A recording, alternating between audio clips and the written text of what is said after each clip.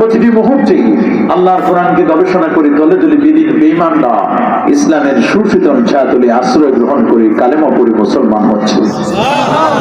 একদল মানুষ উঠে পড়ে লেগেছে, ইসলাম হটাও, মুসলমানদেরকে বন্ধ করো। খোদার কসম করে বলি, এই বিশ্ব জগৎ থেকে ইসলাম, মুসলমান আর আল্লাহর কোরআনকে কি কখনো মিটানো সম্ভব হবে?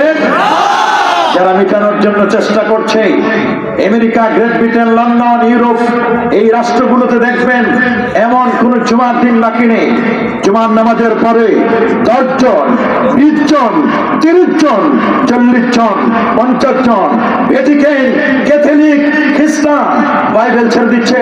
ওল্ড টেস্টামেন্ট, রামায়ণ, গীতা, জেন্দাপস্তা, জুহার, কল্কি পুরাণ, অথর্ববেদ, গ্রিক বেদ সব ছেড়ে দিয়ে আল্লাহর কোরআনকে বুকে জড়িয়ে ধরে কালেমা পড়ে মুসলমান হচ্ছে। প্রশ্ন করা হলো, জজ বার্নার্ড শো স্যার